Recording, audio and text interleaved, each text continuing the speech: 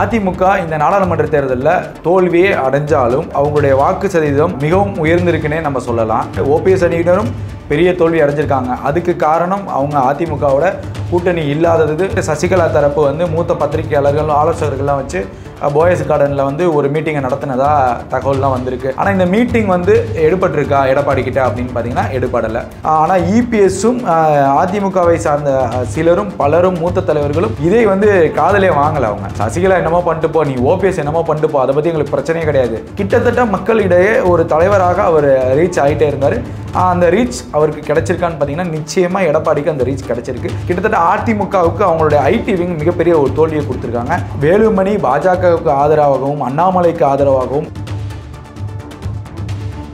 அதிமுகக்குள்ள ஒரு திருட்டு கம்பெனி போன்று ஒரு ரவுடிசம் சேர்ந்து அதிமுக அலுவலகத்தில் உடைச்சி பொருளை நாசம் செஞ்சு இப்படி ஒரு கலவரத்தை ஏற்படுத்தி அங்கே வன்முறையை ஏற்படுத்தி ஒரு கட்சிக்குள்ளே 2 பிரச்சனைகளை ஏற்படுத்தி இவ்வளவு கேவலமான விஷயம் செஞ்ச ஓபிஎஸ் அதிமுகவை பற்றி பேச என்ன தகுதி இருக்கு? அதிமுகவில் முன்னாள் நிர்வாகி புகழேந்தி சசிகலா தரப்பு போனார், டிடி தரப்பு போனார், இப்போது ஓபிஎஸ் தரப்பில் இருந்தார், ஜேசிடி பிரபாகர், கேசி பழனிசாமி. இப்போ இந்த 3 பேரும் சேர்ந்து என்ன ஒரு கூத்து பண்ணியிருக்காங்க அப்படின்னா மீண்டும் அதிமுகவில் புதிய அணியாக ஒரு அணியை உருவாக்கியிருக்காங்க. டிடிவி தினகரன் 2026 நான் பாஜகவுடன் தான் கூட்டணி போவேன். சசிகலாவை ஏற்றுக்கொள்வார்களா? ஏற்றுக்கொள்வார்கள். அதற்கான வழிமுறைகள் இருக்கு. ஆனால் சசிகலா பொதுச் செயலாளர் அவரா ஆக மாட்டார். அண்ணாமலை வந்து ஒரு பெங்களூரு ஆர்சிபி டீம் மாதிரி தோத்துக்கிட்டே தான் இருப்பாங்க. ஒரு வார் நடக்குது, பிஜேபி விசஸ் ஏடிஎம்கேக்கான வார் வந்து தமிழ்நாட்டில் தொடங்கிடுச்சு. அந்த அடிப்படையில் வந்து அண்ணாமலையே எச்சரிக்கும் விதமாக சிவகங்கையில் ஒரு போஸ்டர் ஒட்டியிருக்காங்க. அந்த எச்சரிக்கைங்கிற அந்த வார்த்தை கூட நிறைய ஸ்பெல்லிங் மிஸ்டேக். அது பக்கத்தில் அதிமுக நிர்வாகி நின்று ஒரு வீடியோ வெளியிட்டு கிட்டத்தட்ட கட்சி வந்து ஒரு 70-80% அபோவ் வந்து எடப்பாடியை ஒரு தலைவராகவும் எடப்பாடி தான் அதிமுகவுடைய நிரந்தர பொதுச் செயலாளராகவும் கட்டுப்பாட்டுக்கு வந்துட்டாங்கன்னா நம்ம எடுத்துக்க முடியுது. இந்த மாதிரி குற்ற வழக்குகளில் பார்த்தீங்கன்னா அதிமுக 4வது இடத்துல இருக்குது. இதையும் நம்ம கூர்ந்து கவனிக்கணும். அதிமுக ஒன்றிணையுமா? அதிமுக பிளவுபடுமா?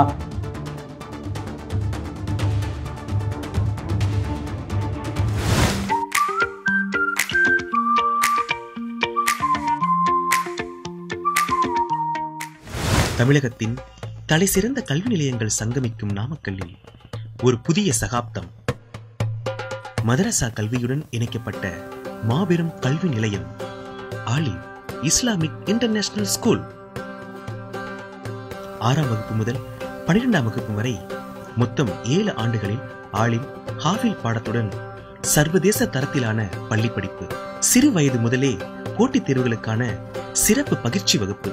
உயர்கல்விக்காக பன்னாட்டு கல்வி நிறுவனங்களுடன் ஒப்பந்தம். விளையாட்டு மற்றும் தற்காப்பு கலைக்கான பயிற்சி வகுப்புகள். மாணவர்களுக்கு இயற்கையான சூழலில் தங்கும் விடுதி, சத்தான உணவு, அன்பான உபசரிப்பு.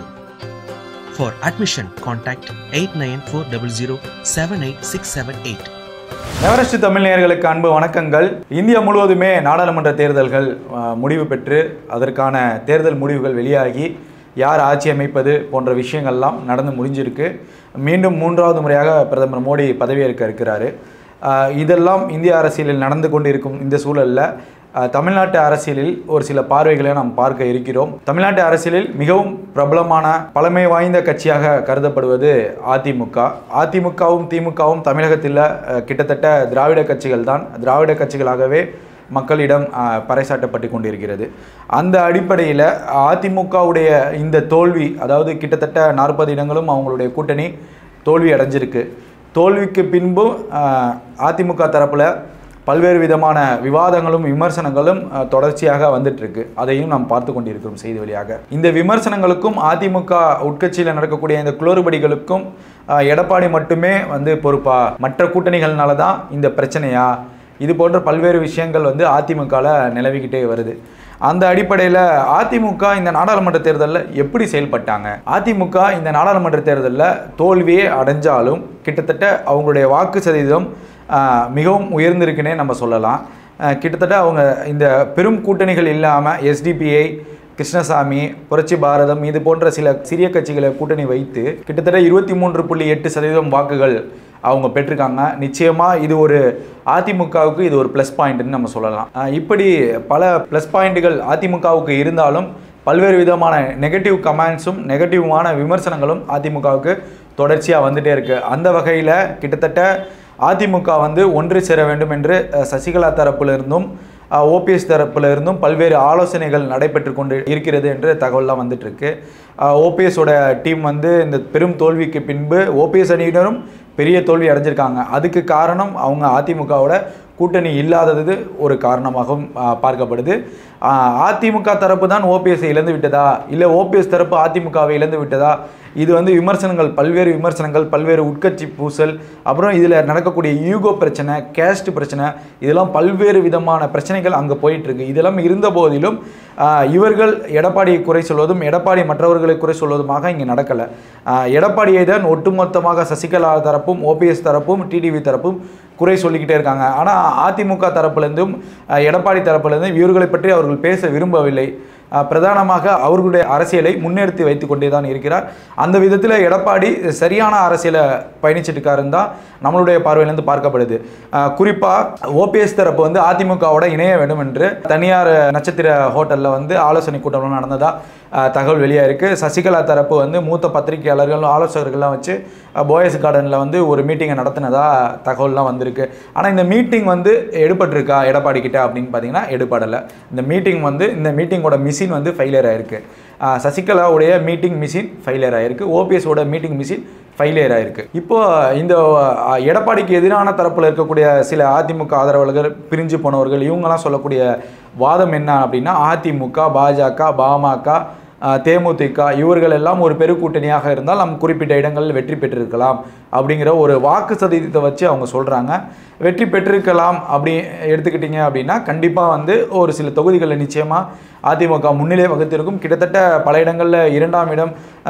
தோல்விகள் வந்து அதிமுகவுக்கு நிச்சயமாக எப்படி இருந்திருக்கும் அப்படின்னா கிட்டத்தட்ட ஒரு 10,000 வாக்குகள், 20,000 வாக்குகள், 5,000 வாக்குகள், ஏன் 1000 வாக்குகள் கூட வித்தியாசங்கள் இருந்திருக்கலாம். இந்த 40 தொகுதியில் நிச்சயமாக நடந்திருக்கும். இது ஒரு கருத்து கணிப்பாக தான் பார்க்கப்படுது. நிச்சயமாக இந்த கூட்டணி அமைஞ்சிருந்தால் ஓரளவுக்கு AIADMK biggest strong and biggest fight இங்கே எடுத்திருப்பாங்கன்னு தமிழ்நாட்டு தேர்தலில் நம்ம கணிச்சிருக்கலாம்.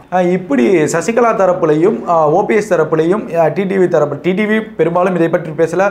அவர் என்ன பேசியிருக்காருங்கிறத நம்ம கடைசியில் பார்ப்போம். அதிமுக இந்த நிலைமைக்கு ஆளாயிருச்சுங்கிற அந்த விரக்தியில் வந்து ஓபிஎஸ் தரப்புலையும் சசிகலா தரப்புலையும் மட்டுமே இந்த ஆலோசனைகளும் முன்னேற்பாடுகளும் நடந்து கொண்டுட்டே இருக்கு. ஆனால் இபிஎஸும் அதிமுகவை சார்ந்த சிலரும் பலரும் மூத்த தலைவர்களும் இதை வந்து காதலே வாங்கலை. அவங்க சசிகலா என்னமோ பண்ணிட்டு போ, நீ ஓபிஎஸ் என்னமோ பண்ணிட்டு போ, அதை பற்றி எங்களுக்கு பிரச்சனையே கிடையாது, நாங்கள் இதெல்லாம் காதில் வாங்கிக்க மாட்டோம் அப்படிங்கிற மாதிரி இபிஎஸ் தரப்பில் இருக்காங்க. அதிமுக வெல் ஸ்ட்ராங்டு கட்சியாக வந்து தொடர்ந்து அவங்க பயணிச்சுக்கிட்டே இருக்காங்க. இது அவங்க காதில் வாங்கலை. இதுக்கெல்லாம் பிரச்சனைகள் வருமா வராதாங்கிறத நம்ம பின்னாடி தான் பார்க்கணும். கிட்டத்தட்ட இப்போ நம்ம பாஜக, அதாவது அதிமுக கூட்டணியில் இல்லாமல் பாஜக தனிச்சு நின்று ஏன் இத்தனை சதவீத வாக்குகளை பெற்றாங்கன்னு சொல்லி பல்வேறு விதமான விமர்சனங்களும் கேள்விகளும் வந்து அதிமுக தரப்புலேயே வருது. கிட்டத்தட்ட இதை வந்து விளக்கக்கூடிய சூழலில் வந்து எடப்பாடி இருந்தார். நிச்சயமாக அதை பற்றி எடப்பாடி வந்து தொடர்ந்து பேசிகிட்டே இருக்கார். சமீபத்தில் நடந்த ஒரு செய்தியாளர் சந்திப்பில் கூட எடப்பாடி இந்த பாஜகவுடைய வாக்கு சதவீதத்தை பற்றி தெளிவாக பேசியிருந்தார். நாமும் அதை தான் சொல்ல வரோம். பாஜக பெற்ற வாக்கு சதவீதத்தில் கிட்டத்தட்ட பார்த்தீங்க அப்படின்னா பாஜகவுக்கு பெரும் கூட்டணியாக அமைந்தது பெரிய கட்சி அப்படின்னா பாமக தான். பாமகவுடைய சில அரசியல் விமர்சகர்கள் மற்றும் மூத்த பத்திரிகையாளர்கள் மத்தியிலேருந்து வரக்கூடிய செய்தி என்னென்னா, பாஜக வாங்கிய வாக்கு சதவீதத்தில் 6% பாமகவுடையது என்று தான் சொல்லப்படுது. மீதி உள்ளது கூட்டணி கட்சிகள் தான். ஆனால் பாஜகவுக்காக ஓட்டு போடணுங்கிறது மாதிரி மக்கள் முன்னெடுத்திருக்காங்களா அப்படின்னு அரசியல் விமர்சகர்கள் மற்றும் மூத்த பத்திரிகையாளர்கள் சொல்லும்போது அது இல்லைன்னு தான் சொல்லியிருக்காங்க. அதை முற்றிலுமே மறுத்திருக்காங்க. கிட்டத்தட்ட இந்த 6% வாக்குகள் +2 +1 இந்த மாதிரி கூட்டணி கட்சிகள் வாங்கிய வாக்குகளை சேர்த்து தான் பாஜக வந்து ஒரு தனியான வாக்கு சதவீதத்தை பெற்ற மாதிரி கருத்து கணிப்புகளும் சில மூத்த பத்திரிகையாளர்கள் அரசியல் ஆலோசகர்கள்லாம் சொல்லிட்டு வராங்க. இது ஒரு பக்கம் இருக்க. கிட்டத்தட்ட அதிமுக ஒரு ஜெயலலிதா இல்லாமல், எம்ஜிஆர் இல்லாமல், பிரச்சாரங்களுக்கு ஆள் இல்லாமல், திமுக கூட்டணியில் நீங்கள் எடுத்துக்கிட்டிங்கன்னா பிரபலங்களை முன்ன வச்சாங்க. கமலஹாசன் இருக்கட்டும், இன்னும் பல மூத்த அரசியல் தலைவர்களாக இருக்கட்டும், பல பிரபலங்கள்லாம் தொடர்ந்து மக்களிடையே பிரச்சாரம் பண்ணிட்டு வந்தாங்க. ஆனால் அதிமுக தரப்புலேருந்து பிரச்சாரத்துக்கு எடப்பாடி இதே ஒன்மேன் ஷோ அப்படிங்கிற மாதிரி ஒன்மேன் ஆர்மியாகவே எடப்பாடி தொடர்ந்து பயணிச்சுட்டு வந்தார். அவர் 40 தொகுதிகளுமே சுற்றுப்பயணம் மேற்கொண்டார். கிட்டத்தட்ட மக்களிடையே ஒரு தலைவராக அவர் ரீச் ஆகிட்டே இருந்தார். அந்த ரீச் அவருக்கு கிடைச்சிருக்கான்னு பார்த்தீங்கன்னா நிச்சயமாக எடப்பாடிக்கு அந்த ரீச் கிடைச்சிருக்கு. எடப்பாடியோட ஹார்ட் ஒர்க்கும் அவருடைய கட்சிக்காரர்களை ஒருங்கிணைத்து ஒரு தலைமைக்கு கீழே கொண்டு வந்ததும் இது ஒரு பாசிட்டிவாக பார்க்கப்படுது. அதிமுக ஏண்டா தோத்துச்சு அப்படின்னு நீங்கள் கேட்டிங்கன்னா அதிமுக தோல்விதான். ஆனால் அவர்களுடைய இந்த வியூகம் என்ன வியூகம்னா தேர்தலில் அவங்களுக்கு வந்து மாநில தேர்தல்கள் தான் அவங்களுக்கு ரொம்ப முக்கியமானது. 2026 அவர்களுடைய தேர்தல் வியூகமும் தேர்தலுடைய பிரச்சார யுக்திகளும் தான் இப்போ இந்த தேர்தலில் அவங்க கையாண்டிருக்காங்க. கிட்டத்தட்ட அதிமுகவுக்கு அவங்களுடைய ஐடி விங் மிகப்பெரிய ஒரு தோல்வியை கொடுத்துருக்காங்க. பிரச்சாரங்கள் இணையதள பிரச்சாரங்கள் அதிமுகவுக்கு தோல்வியை தான் கொடுத்துருக்கு. நிச்சயமாக அதில் மாற்று கருத்து கிடையாது. அதை அவர்களும் மறுக்கிறார்கள். ஒரு பக்கம் சவுக்கு சங்கருக்கு ஆதரவாக சில அதிமுகவுடைய முன்னாள் அமைச்சர்கள் சவுக்குடைய ஊடகங்களில் பேசினது இதெல்லாம் ஒரு விமர்சனத்திற்கு உள்ளாயிருக்காங்க அதிமுக. இதெல்லாம் இருந்து கிட்டத்தட்ட 2.5% வாக்குகள் வந்து அதிமுக அதிகமாகவே வாங்கியிருக்காங்க. நான் குறிப்பிட்டு சொல்கிறேன், பாமக போன்ற பெரிய கட்சிகள் இல்லாமல் ஒரு சிறிய கட்சிகள், இப்போ கிருஷ்ணசாமியை நீங்கள் உதாரணமாக எடுத்துக்கிட்டிங்கன்னா அவர் அந்த தென்காசி தொகுதியில் தமிழகம் முழுவதும் கிருஷ்ணசாமிக்கு ஆதரவு இருந்தாலும் அந்த பகுதியில் மட்டும்தான் மக்கள் பெரும் ஆதரவு கொடுத்துருக்காங்க. அதே போல் எஸ்டிபிஐக்கு வந்து பெரும்பாலும் ஸ்பிளிட் ஆகி தான் இருக்காங்க மக்கள் தமிழ்நாடு ஃபுல்லாக. அவர் நெல்லை முபாரக் வந்து திண்டுக்கல்ல அதிமுக சார்பாக களமிறக்கப்பட்டார். இருந்த போதிலும் அங்கே அதிமுகவுடைய வாக்குகள் தான் நெல்லை முபாரக் கிடச்சிருக்கு. இதெல்லாம் நீங்கள் கணிச்சு பார்த்தீங்க அப்படின்னா கிட்டத்தட்ட அதிமுகவுடைய இந்த வாக்கு சதவீதம் மிக பிரம்மாண்டமாக அவங்க பெற்றிருக்காங்கன்னு தான் சொல்லணும். கிட்டத்தட்ட ஒரு பத்திரிகையாளராக இந்த 2.5% வாக்குகள்ங்கிறது அதிமுகவுக்கு கிடைத்த மிகப்பெரிய வெற்றி தாங்க. அதை யாராலையும் மறுக்க முடியாது. எந்த மூத்த தலைவர்களும் மறுக்க முடியாது. நிச்சயமாக அதிமுக பெரும் வெற்றியை தான் பெற்றிருக்காங்க இந்த வாக்கு சதவீதத்தில். திமுக 40% பெற்றிருந்தாலும் கிட்டத்தட்ட திமுக 5% வாக்குகளை குறைஞ்சி தான் பெற்றிருக்காங்க. இதுதான் வித்தியாசம். அதாவது பெட்டர் ஆஃப் பாலிடிக்ஸ் இதுதான். கிட்டத்தட்ட அதிமுகவுக்கும் திமுகவுக்கும் இதுதான் விஷயம். திமுக பெரும்பலம் கொண்ட கட்சி, பெரிய கூட்டணி கட்சி. பாஜக ஒரு பெரிய கூட்டணி கட்சியாக திகழ்ந்தாங்க. இங்கே அதிமுக தேமுதிகவை தவிர வேற பெரிய கூட்டணிகள் இல்லாமல் கிட்டத்தட்ட 2.5% வாக்குகளும் திமுக 5% வாக்குகளும் குறைவாக பெற்றிருக்கிறத நம்ம கவனிக்கக்கூடிய விஷயமா இருக்குது. இந்த இடத்துல நம்ம பார்க்க வேண்டிய ஒரு விஷயமா இருக்குது. இந்த வாக்கு சதவீதம் அதிமுகவுக்கு பெரும் வெற்றியை தான் பெற்றுக் கொடுத்துருக்கு. அதே போல் நாம் தமிழருக்கும் இந்த தேர்தலில் வாக்கு சதவீதம் பெற்றிருக்கு. மாநில அந்தஸ்து பெற்றிருக்காங்க. விசிகாவும் மாநில அந்தஸ்து பெற்றிருக்காங்க. இதெல்லாம் இருக்கட்டும். நம் முழுமையாக அதிமுகவை பற்றும் அதிமுக கூட நடக்கக்கூடிய பிரச்சனைகளை பற்றும் தான் இந்த வீடியோவில் நம்ம பார்க்க போகிறோம். இப்படி பல்வேறு பிரச்சனைகள் ஓடிட்டு இருக்க மத்தியில் கோயம்புத்தூரில் வந்து அண்ணாமலைக்கு எதிராக அதிமுகவில் ஒரு இளம் வேட்பாளரை களமிறக்குனாங்க. கிட்டத்தட்ட அங்கே அதிமுக தோல்வி அடைஞ்சிருக்கு, 3ஆம் இடம் பெற்றிருக்கு. இது வந்து பல்வேறு விமர்சனங்கள் வந்து உள்கட்சியிலே நடக்குது. ஏன் அதிமுக தரப்புலேருந்து ஒரு ஸ்ட்ராங்கான கேண்டிடேட்டை போடல, அங்கே ஏன் இப்படி ஒரு பிரச்சாரங்கள் பண்ணாங்க, அங்கே ஏன் அதிமுக வேலை செய்யலையா கோயம்புத்தூரில் அப்படின்னு கேட்டிங்கன்னா நிச்சயமாக அதிமுக கோயம்புத்தூரில் வேலை செய்யலை.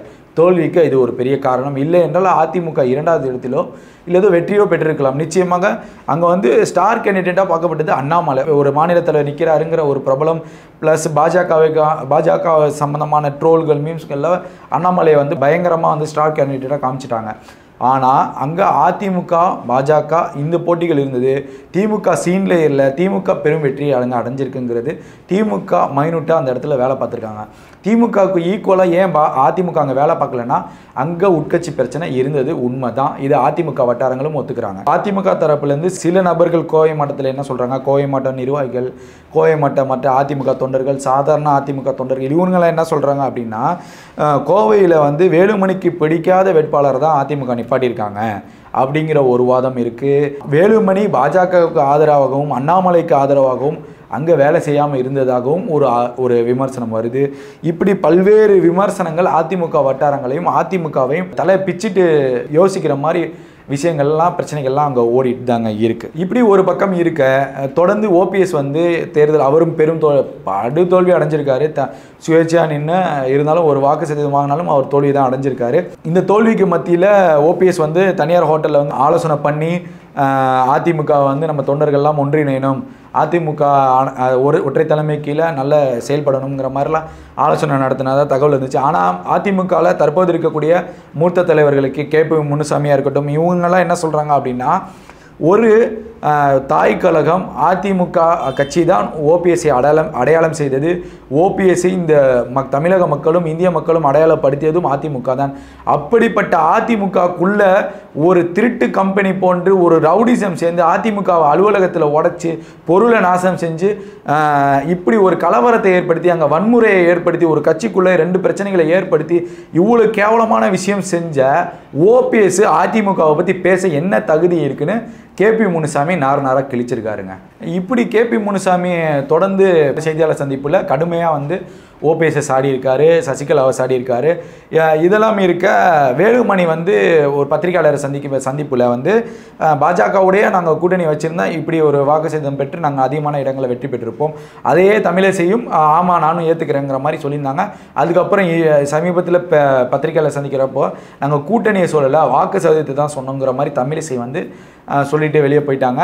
இப்படி நடந்துட்டு இருக்கக்கூடிய இந்த அதிமுக பாஜக கூடிய இந்த மோதலில் பாஜகவுடைய தலைவர் அண்ணாமலையும் வேலுமணியும் பேசியது வந்து முரண்பாடு இருந்தாலும் அங்கே வேலுமணி வந்து தொடர்ந்து பாஜகவுக்கு அண்ணாமலைக்கும் ஆதரவாக பேசினாருங்கிற மாதிரி தான் விமர்சனங்கள் தொடர்ந்து வந்துட்டு இருக்கு. அது எவ்வளவு உண்மையாக பொய்யாங்கிறது வந்து அதிமுக தான் அதை தெளிவுபடுத்த வேண்டும், பாஜகவும் அதை தெளிவுபடுத்த வேண்டும். பாஜகவிலும் கட்சி சார்ந்த பிரச்சனைகள் ஓடிட்டு தான் இருக்குது. இருந்தாலும் இந்த அதிமுக சம்பந்தமான வீடியோக்களை நம்ம பேசுகிறதுனால அதிமுக நிச்சயமாக இந்த விஷயத்தை வந்து தெளிவுபடுத்தணும். ஏன் வேலுமணி அப்படி பேசினார் அப்படிங்கிற மாதிரி தெளிவுபடுத்த சூழலில் அதிமுக இருக்கான்னு கேட்டிங்கன்னா நிச்சயமாக இருக்குது. ஆனால் அதிமுக கட்சியோ எடப்பாடியோ எதுவும் சொல்லலை. ஆனால் அதே போன்ற மூத்த தலைவர் ஜெயக்குமார் என்ன சொல்லியிருக்காருன்னா வேலுமணி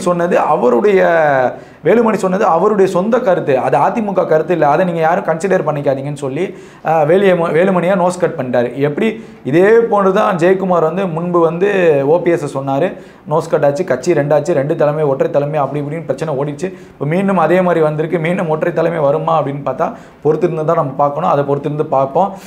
இப்படி வேலுமணிக்கும் ஜெயக்குமாருக்கும் இந்த மாதிரி ஒரு மோதல் போயிட்டு தாங்க இருக்கு. இப்படி ஜெயக்குமாரும் விமர்சனங்களை வச்சுட்டு போயிட்டார். ஜெயக்குமார் கடுமையான விமர்சனங்கள் அண்ணாமலையும் வச்சிருக்காரு, பாஜக மேலையும் வச்சிருக்காரு. இதெல்லாம் இருக்க பாஜகவுடைய தலைவர் அண்ணாமலை டெல்லிக்கு செல்வதற்கு முன்பு பத்திரிகையாளர் சந்திப்பில் என்ன பேசிட்டு போறாரு அப்படின்னா, எஸ்டிபிஐ போன்ற இஸ்லாமிய கட்சிகளோட கூட்டணி வச்சது, ஃபண்டமெண்டல் ரைட்ஸை தவறாக பயன்படுத்தினது, இந்த மாதிரி கட்சிகளை நீங்கள் முன்னிறுத்தி கூட்டணி வச்சது தான் அதிமுகவுக்கு ஒரு தோல்வினும், வேலுமணிக்கும் எடப்பாடிக்கும் உட்கட்சி பிரச்சனை இருக்குன்னு ஒரு பூசலை பூசிட்டு அவர் டெல்லிக்கு எஸ்கேப் ஆயிட்டாரு. ஆனால் இங்கே வேலுமணிக்கும் எடப்பாடிக்கும் பிரச்சனை இருக்காங்கிற மாதிரி ஒரு பிம்பத்தையும் அதிமுக தொண்டர்களும் அதிமுக நிர்வாகிகளும் குழப்பத்தை அடையணுன்ட்டு அண்ணாமலை இதை சொல்லியிருக்காருன்ட்டு மூத்த தலைவர்கள்லாம் அதிமுகவில் சொல்லிட்டு போயிருக்காங்க, சொல்லிட்டும் இருக்காங்க. ஆனால் அண்ணாமலைக்கு ஏங்க இந்த தேவையில்லாத வேலை, ஏன் இந்த மாதிரி தேவையில்லாத நல்லா இருக்கிற கட்சியில் கலங்கத்தை ஏற்படுத்துகிறாங்க? இதுக்கு முன்னாடி ஓபிஎஸும் டிடிவியும் சசிகலா தான் இந்த மாதிரி பண்ணாங்க, நீ ஒரு வேறு கட்சி ஆள் எப்படா எங்கள் கட்சிக்கு பேசலான்னு சொல்லிட்டு அதிமுகவுடைய மூத்த தலைவர்கள் சில முக்கியமான நிர்வாகிகள் மாவட்ட செயலாளர்கள்லாம் கண்டனங்களை தெரிவிச்சிட்டு வராங்க பாஜக தலைவர் அண்ணாமலைக்கு. இப்படி பல்வேறு பிரச்சனைகள் அதிமுகவில் போனாலும் மீண்டும் மீண்டும் ஒரு குழப்பத்தை ஏற்படுத்தக்கூடிய ஆள் புகழேந்தி. அதிமுகவில் முன்னாள் நிர்வாகி புகழேந்தி சசிகலா தரப்பு போனார், டிடிவி தரப்பு போனார், இப்போது ஓபிஎஸ் தரப்பில் இருந்தார், ஜேசிடி பிரபாகர், கேசி பழனிசாமி. இப்போ இந்த 3 பேரும் சேர்ந்து என்ன ஒரு கூத்து பண்ணியிருக்காங்க அப்படின்னா, மீண்டும் அதிமுகவில் புதிய அணியாக ஒரு அணியை உருவாக்கியிருக்காங்கங்க. இது தேவையில்லாத ஒரு அணி. இபிஎஸ்க்கு பெரிய படைபலம் இருந்தாலும் ஓபிஎஸ்க்கு சிறிய படைபலம் இருந்துச்சு. அதுலேருந்து இப்போ ஒரு 3 பேர் வந்து பிச்சுக்கிட்டு வந்து அவங்க ஒரு 3வது அணியாக, அதிமுகவிலே ஒரு 3வது அணியாக ஒரு அணி உருவாயிருக்கு. இது எப்படி பார்க்கப்படுதுங்கிறத அதிமுக தொண்டர்களையும் வட்டாரங்களையும் இனிமேல் போகக்கூடிய காலங்களில் தான் நம்ம அதை தெரிஞ்சுக்க முடியும். ஆனால் இது தேவையில்லாத ஒரு ஆணியாக தான் எங்களுடைய தரப்புலேருந்து பார்க்கப்படுதுங்க. இந்த ஜேசிடி பிரபாகர், இந்த புகழேந்தி, இந்த கேசி பழனிசாமி, இவங்க 3 பேரும் எப்படிங்கிற அதிமுக தொண்டர்களுக்கும் தெரியும், அரசியல் விமர்சகர்களுக்கும் தெரியும், பத்திரிகையாளர்களுக்கும் தெரியும். இது வந்து தேவையில்லாத ஒரு பிரச்சனையும் தேவையில்லாத ஒரு களங்கத்தை ஏற்படுத்தணும். இந்த 3 பேரும் சசிகலாவுடைய உத்தரவின் பேரிலும் சசிகலாவுடைய ஏற்பாடின் பேரிலும் தான் அதிமுகவை 3வது அணியாக அங்கே கொண்டு வராங்க. இந்த 3 பேர் யாரை முன்னிறுத்துவாங்க அப்படின்னா நிச்சயமாக சசிகலாவை முன்னிறுத்துவாங்க, அதில் மாற்று கருத்தே கிடையாது. ஏன்னா இந்த சசிகலா வந்து அதிமுக ஒன்றிணைன்னு சொல்லிட்டு ஒரு ஆலோசனை கூட்டம் போயஸ் கார்டனில் நடத்தியிருக்காங்க. அந்த கூட்டத்தில் இவர்களெல்லாம் கலந்துருக்காங்கன்னு தகவல்லாம் ஆல்ரெடி வந்துருந்துச்சு. அதன் அடிப்படையில் இப்போது இவங்க அறிவிக்கிறதையும் பார்த்தோம் அப்படின்னா கிட்டத்தட்ட மேட்ச் ஆகுது. அதை பொறுத்து இருந்து பார்ப்போம். இப்படி ஒரு டீம் வந்து இப்போ புதுசாக கிளம்பியிருக்கு. ஒரு டீம் புதுசாக கிளம்பினாலும் எடப்பாடி பழனிசாமி என்ன சொல்கிறாரு அப்படிங்கிறத நம்ம பார்க்கணும். செய்தியாளர் சந்திப்பு நடத்தின எடப்பாடி பழனிசாமி கிட்டத்தட்ட ஒரு துணிச்சலான பேட்டியை கொடுத்துருக்காருன்னு நம்ம சொல்லலாம். சசிகலாவும் ஓபிஎஸும் முடிந்து போன ஒரு கதை, அந்த கதையை பற்றி நம்ம பேச வேண்டிய அவசியம் இல்லை அப்படின்னு சொல்லி கிட்டத்தட்ட அதை புறக்கணிச்சிட்டாரு. அந்த மிஷினை வந்து ராக்கெட் பறக்கிறதுக்கு முன்னாடியே ஆஃப் பண்ணிட்டாரு. அந்த மாதிரி பேசியிருக்காரு எடப்பாடி பழனிசாமி. இருந்தாலும் அந்த ராக்கெட் பறக்குமா பறக்காதா, இல்லை மேலே போய் வெடிக்குமா வெடிக்காதாங்கிறத பொறுத்து இருந்து தான் பார்க்கணும். அப்படி இருக்க 2026 பாஜகவுடன் இனி கூட்டணி கிடையாது. கூட்டணிங்கிற வார்த்தைக்கு இடமே இல்லை. கூட்டணியை பற்றி எவனும் பேசாதீங்கடா, எவனும் பேசாதீங்க, என் கட்சிக்காரனும் பேசாதீங்க, உங்கள் கட்சிக்காரனும் பேசாதீங்கன்னு சொல்லிட்டு ஒரே வார்த்தையில் வாயடைக்க செஞ்சுட்டு இருக்காருங்க. கிட்டத்தட்ட இது ஒரு துணிச்சலான முடிவாக பார்க்கப்படுதான்னு கேட்டிங்கன்னா நிச்சயமாக துணிச்சலான முடிவாக பார்க்கப்படுது. ஒரு பெரும் தோல்விக்கு பின்பு கட்சியில் பல சலசலப்புகள் இருந்தாலும் ஒரு துணிச்சு ஒரு தேசிய கட்சியோடு நாங்கள் கூட்டணி இல்லை அப்படின்னு பகிரங்கமாக அறிவிக்கிறதுங்கிறது துணிச்சலான விஷயம். அந்த விஷயத்தை நாங்கள் எடப்பாடி பழனிசாமி மேலே பாராட்டுறோம். இப்படி எடப்பாடி பழனிசாமி துணிச்சலாக வந்து பாஜகவுடன் கூட்டணி இல்லை, அதே போல் பல்வேறு விமர்சனங்கள்லாம் வச்சார். எடப்பாடி பழனிசாமி குறிப்பாக இன்னும் பல விஷயங்களை பேசுகிறாரு. அதே போல் நாங்கள் வீடியோவில் முன்னாடி சொன்ன மாதிரி ஒன்மேன் ஷோவாகவும் ஒன்மேன் ஆர்மியாகவும் எடப்பாடி பழனிசாமி தொடர்ந்து இந்த தேர்தலில் அவர் எடப்பாடி பழனிசாமி பார்க்கப்பட்டார். அதன் அடிப்படையில் அவர் பாஜகவுடைய பிரதமர் மோடி, அமித்ஷா, மூத்த தலைவர்கள், முன்னாள் அமைச்சர்கள், இன்னாள் அமைச்சர்கள் எல்லாம் பாஜக வந்து தமிழ்நாட்டில் வந்து பல்வேறு முறை வந்தீங்க, ரோட் ஷோ நடத்துனீங்க, அதை பண்ணீங்க, இதை பண்ணீங்க, எல்லாமே மீடியாலாம் நீங்கள் ஆதரவு பண்ணீங்க. இருந்த போதிலும் பாஜக படுதோல்வி தான் அடைஞ்சிருக்கு. நான் ஒத்த ஆளாக நின்று 40 தொகுதியிலும் பிரச்சாரம் பண்ண அனைத்து மக்களிடமே என்னுடைய குரலை நான் கொண்டு போய் சேர்த்தேன், என்னுடைய பிரச்சாரத்தை நான் கொண்டு போய் சேர்த்தேன். நிச்சயமாக இது எனக்கு அதிகமான வாக்கு சதவீதம் கிடச்சிருக்கு, அது எனக்கு ஒரு பெரும் வெற்றி தான் சொல்லி பாஜகவை கழுவி ஊற்றிட்டார் எடப்பாடி பழனிசாமி. இப்படி பாஜகவோட வந்து எடப்பாடி வந்து துணிச்சலாக இந்த மாதிரி ஒரு விஷயம் சொன்னாலும் டிடிவி தினகரன், அதாவது எந்த பாஜகவை அதிமுகவுக்கு பிடிக்கவில்லையோ அந்த கட்சியை பற்றி டிடிவி தினகரன் 2026 நான் பாஜகவோட தான் கூட்டணி போவேன், எவன் சொன்னாலும் நான் கேட்க மாட்டேன், பாஜகவோட மட்டும்தான் போவேன் அப்படிங்கிற மாதிரி டிடிவி தினகரன் அறிவிப்பு செஞ்சுருக்காரு. ஒரு செய்தியாளர் சந்திப்பில் சொல்லியிருக்காரு. இப்படி இருக்க எப்படி இந்த அதிமுக டிடிவியை ஏற்றுக்குமா கேட்குறீங்களா? நிச்சயமாக டிடிவி கிடையாதுங்க. ஓபிஎஸும் சசிகலாவும் இன்னாவர்களை தவிர டிடிவி இன்னாக மாட்டார். டிடிவி நிச்சயமாக அவுட் தான் செய்யப்படுவார். நீங்கள் வேணால் பொறுத்து இருந்து பாருங்கள். டிடிவி இந்த அதிமுக தலைமை ஒருபோதும் ஏற்காது. அதில் அவர்கள் திட்டவட்டமாக இருக்கிறார்கள். சசிகலாவை ஏற்றுக்கொள்வார்களா? ஏற்றுக்கொள்வார்கள். அதற்கான வழிமுறைகள் இருக்குது. ஆனால் சசிகலா பொதுச் செயலாளராக ஆக மாட்டார். சசிகலா ஒரு தலைவியாக உருவாவாங்களா? இல்லை, ஒரு ஆலோசகராக இருப்பாங்க, கட்சியோட மூத்த தலைவராக இருப்பாங்க. தவிர இப்போ இருக்கக்கூடிய இந்த கிங் மேக்கர்ஸ், அதிமுகவுடைய கிங் மேக்கர் அதுக்கு வழி விட மாட்டாங்க. ஏன்னா அவர்களும் இந்த பதவிகளுக்கு வருவதற்கு பெரும்பாடு பட்டிருக்காங்க. அது அவ்வளோ ஈஸியாக வந்து விட்டு கொடுக்க மாட்டாங்க. அதில் அவங்க குறிக்கோளாக இருக்காங்க. ஆனால் டிடிவி வந்து தொடர்ந்து பாஜகவுக்கு ஆதரவாகவும் 26 இன்னும் 2 வருடங்கள் இருந்தாலும் 26 நான் ஆதரவு தாங்கிற மாதிரி சொல்லியிருக்காரு. அதனால் வந்து அதிமுக டிடிவியை புறக்கணிச்சிடும். அதில் மாற்று கருத்தே கிடையாது. கண்டிப்பாக டிடிவி அவுட் தான் செய்யப்படுவார். இன்னும் ஆக மாட்டார். சசிகலாவும் ஓபிஎஸும் இன்னும் ஆகிறதுக்கான வாய்ப்புகள் இருக்குது. இப்படி பாஜகவை தொடர்ந்து எடப்பாடி பழனிசாமி பல்வேறு விமர்சனங்கள் வச்சாலும் நாராயண திருப்பதி, பாஜகவுடைய முன்னாள் தலைவர்கள், மூத்த தலைவர்கள்லாம் என்ன சொல்கிறாங்க அப்படின்னா இபிஎஸ் பேச்சுக்கு கண்டனங்களை தெரிவிச்சுட்டு வராங்க. எதுக்கு கண்டனங்களை நீங்கள் தெரிவிக்கிறீங்க? அவர் ஒரு கட்சி தலைவர், அவர் நடந்த விஷயங்களை பேசுகிறாரு. இதில் எந்தவித கண்டனங்களும் இல்லை. உங்களுக்கு உங்களுடைய கட்சியோட கூட்டணி இல்லாதனால நீங்கள் அதிமுகவை விமர்சிக்கிறது அது ஒரு அரசியல், அதை நீங்கள் விமர்சிக்கலாம். ஆனால் அவர் மீது கண்டனம் வைக்கிறது ஏற்றுக்கொள்ள முடியாதுன்னு மற்ற தலைவர்கள்லாம் பேசிட்டு வராங்க. இதெல்லாம் இருக்க வேலுமணிக்கும் அண்ணாமலைக்கும் ஒரு ரகசிய நாடகம் நடக்குது. வேலுமணியுடைய அண்ணாமலையுடைய பேச்சுக்கும் கிட்டத்தட்ட பிரச்சனைகள் அதிமுகவில் வெடிக்குமான்னு கேட்டிங்கன்னா வெடிக்காது. அந்த அளவுக்கு எடப்பாடி பழனிசாமி கொண்டு போக மாட்டார் கட்சியை. ஏன்னா 4 வருடங்கள் அதுக்கப்புறம் தலைவர்கள் இல்லாமல் ஒற்றை தலைமை, பல்வேறு பிரச்சனைகள் அதிமுகவில் நடந்தாலும் எடப்பாடி பழனிசாமி ஸ்ட்ராங்காக நின்று கட்சியை வழிநடத்தி கொண்டு இருக்கிறார். நிச்சயமாக இந்த மாதிரி பிரச்சனைகளை கொஞ்சம் அவாய்ட் பண்ணிக்குவாங்க. அந்த பிரச்சனைகளை வந்து பூஸ்ட் பண்ண விட மாட்டாங்க. அதில் அவங்க குறிக்கோளாக இருக்காங்க. எடப்பாடி பழனிசாமி குறிக்கோளாக இருக்கார். கரூர் நாடாளுமன்ற தொகுதியுடைய காங்கிரஸுடைய நாடாளுமன்ற உறுப்பினர் இப்பொழுது வெற்றி பெற்ற ஜோதிமணி என்ன சொல்லியிருக்காங்க அப்படின்னா, அண்ணாமலையும் வேலுமணியும் செய்வது வந்து கிட்டத்தட்ட நாடகம் தான், அதை நம்பாதீங்க, அதிமுகவுடைய தொண்டர்கள் விழிப்புணர்வோடு இருங்கிற மாதிரி அவங்க ஒரு புகைச்சலை போட்டுட்டு டெல்லிக்கு கிளம்பிட்டாங்க. இப்படி பல்வேறு சுவாரஸ்யமான நிகழ்வுகள் இருந்துட்டு இருக்கு. ஜெயக்குமார் செய்தியாளர் சந்திப்பில் கிட்டத்தட்ட பாஜகவை கழுவி ஊற்றிட்டாரு. பாஜகவுடைய மாநில தலைவரை எவ்வளோ கழுவ முடியுமோ அவ்வளோ கழுவி ஊற்றிட்டாரு. அவர் நகைச்சுவையாக பேட்டிகளை சந்திக்கக்கூடிய ஒரு நபர் ஜெயக்குமார். இருந்த போதிலும் இது ரொம்ப நகைச்சுவையாகவே அண்ணாமலையை வந்து ரொம்ப ஸ்ட்ரிக்டாக சொல்லாமல், ஒரு கட்சி தலைவராக பேசாமல் பல்வேறு காமெடி சம்மந்தமான விஷயங்கள்லாம் எடுத்துக்காட்டாக வச்சு அண்ணாமலையை கிட்டத்தட்ட கழுவி ஊற்றிட்டாருன்னு தான் சொல்லணும். அண்ணாமலை வந்து ஒரு பெங்களூர் ஆர்சிபி டீம் மாதிரி தோத்துக்கிட்டே தான் இருப்பாங்க, அது ஒரு உருப்படாத டீம் மாதிரி, அண்ணாமலையும் உருப்படாதவருங்கிற மாதிரி ஜெயக்குமார் விமர்சனம் வச்சுருக்காருங்க. இப்படி பல்வேறு விமர்சனங்கள் அதிமுகவுக்கும் பாஜகவும் செய்தியாளர் சந்திப்பில் பல்வேறு விதமான மோதல்கள், ஒரு வார் நடக்குது. பிஜேபி விசஸ் ஏடிஎம்கேக்கான வார் வந்து தமிழ்நாட்டில் தொடங்கிருச்சு. இது எத்தனை நாட்கள் தொடருங்கிறத பொறுத்திருந்து தான் பார்க்கணும். மக்களுக்கான சுவாரஸ்யமான செய்திகள் நிச்சயமாக வந்துட்டு தான் இருக்கும். ஏன்னா உங்களை செய்தி நிறுவனங்கள்லாம் பிரேக்கிங் போட்டு உங்களை ஒரு பதஷ்டத்தில் வச்சுருப்பாங்க. அதிமுக தொண்டர்களில் கட்சி என்ன முடிவெடுக்கிறது, தலைமை என்ன சொல்கிறத மட்டும் உற்று கவனிங்க. இந்த மாதிரி சமூக வலைத்தளங்களில் வர செய்திகளெல்லாம் நீங்கள் அதிகமாக பகிர வேணாங்கிறது தான் எங்களுடைய கருத்தாக இருக்குது. டிடிவி தினகரன் என்ன சொல்லியிருக்காரு சமீபத்தில் நடந்த ஒரு செய்தியாளர் சந்திப்பில், எடப்பாடிக்கு வந்து பணத்திமுறும் பதவி வெறியும் இருக்குது, அதனால தான் அதிமுக இந்த மாதிரி ஒரு தோல்வி அடைஞ்சிருக்குங்கிற மாதிரி டிடிவி சொல்லியிருக்காரு. ஆனால் டிடிவி சொல்லக்கூடிய டிடிவிக்கு தகுதி இருக்கான்னு கேட்டால் நிச்சயமாக இல்லைன்னு தான் சொல்லணும். ஏன்னா அதிமுக தோல்வி அடைஞ்சாலும் பெரும் வாக்குகளையும் பெற்றிருக்கு. ஒரு ஒற்றை தலைமை கீழே அதிமுக கட்டுப்பட்டு செயல்பட்டிருக்கு. இந்த மாதிரி பல்வேறு விஷயங்கள் இருக்குது. ஆனால் இவர் என்ன சொல்கிறாருன்னா, பதவி வெறி, பண வெறி, பணத்திமிரு இதெல்லாம் வந்து எடப்பாடிக்கு இருக்குது. அதே போல் தொண்டர்களை ஏமாற்றி தொடர்ந்து அதிமுக இரட்டை இலை கட்சி சின்னத்தை வச்சு ஏமாற்றிட்டு தொண்டர்களை ஏமாற்றிட்டு பழனிசாமி இருக்கார். நிச்சயமாக பழனிசாமி வந்து ஒரு நாள் இதாவார், அப்படி ஆவார், இப்படி ஆவாருங்கிற மாதிரி விமர்சனங்களை டிடிவி வச்சிருக்காரு. இந்த விமர்சனங்களை யார் ஏற்றுக்கணும் அப்படின்னா தொண்டர்கள் தான் ஏற்றுக்கணும். அதிமுகவுடைய தொண்டர்கள் தான் ஏற்றுக்கணும். அதிமுகவுடைய மூத்த நிர்வாகிகள், மூத்த தலைவர்கள், கட்சி நிர்வாகிகள், மாவட்டம், ஒன்றியம், இந்த மாதிரி நிர்வாகிகள் தான் வந்து அதிமுக இதை வந்து ஏற்றுக்கணும். டிடிவி தினகரனுடைய தரப்புலேருந்து என்ன சொல்லுது, சின்னத்தை வைத்து எடப்பாடி வந்து பல்வேறு விஷயங்களையும் தொண்டர்களையும் ஏமாற்றி வருகிறார். 2026 அம்மாவுடைய ஆட்சி வேணும்னா அதிமுக தொண்டர்கள் எல்லாம் ஒரு அணியில் திரண்டு தேர்தலை சந்திக்க வேண்டும்ங்கிறாங்க. ஆனால் அதிமுகவுக்கு சிறுபான்மையர்களும் இஸ்லாமியர்களும் கிறிஸ்துவர்களும் தலித்துகளும் வாக்களிக்க வேண்டும் என்றால் பாஜகவுடைய கூட்டணியை முறிக்க வேண்டிய கட்டாயத்திலும் கால சூழ்நிலையிலும் தான் அதிமுக இருந்தாங்க. அதை சரியாக செஞ்சுருக்காங்க.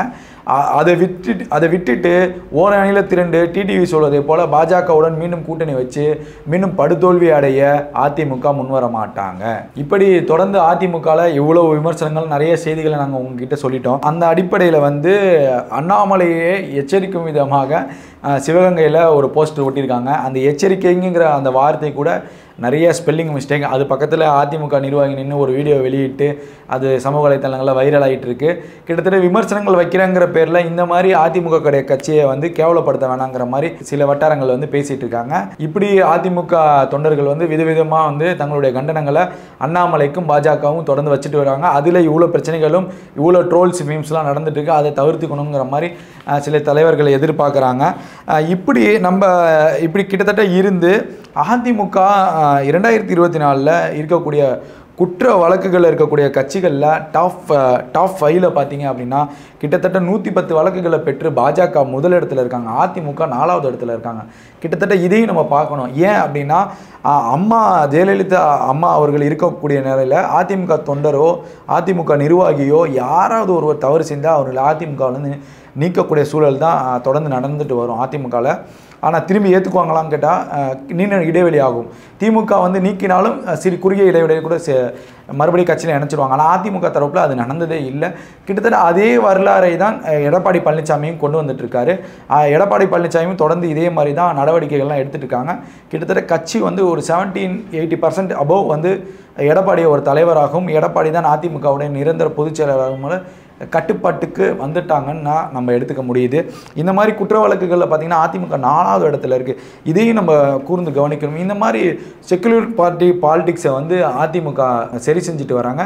கரெக்டாக சரிவர முன்னிறுத்தி அரசியலை வந்து வழி நடத்துகிறாங்கன்னு தான் நம்ம சொல்லணும். எடப்பாடி பழனிசாமியோட இந்த அரசியலை நம்ம எப்படி எடுத்துக்கணும் அப்படின்னா, ஒரு செக்யூலர் பாலிடிக்ஸை எடப்பாடி பழனிசாமி முன்னிறுத்துறார். ஏன் அப்படின்னா நான் திரும்பி மீண்டும் சொல்கிறேன், திமுகவும் அதிமுகவும் திராவிட கட்சிகள் தான், அதில் மாற்று கருத்தே கிடையாது. இது தமிழ்நாடு எப்படி திராவிட மக்களால் மீண்டும் மீண்டும் நிரூபிக்கப்படுகிறதோ அதே போன்ற அதிமுகவும் திமுகவும் திராவிட கட்சிகளாகவே மீண்டும் மீண்டும் பல்வேறு தேர்தல்களில் பல தேர்தல்களில் இனிவரும் தேர்தல்களில் இதே தான் நிரூபிப்பார்கள்.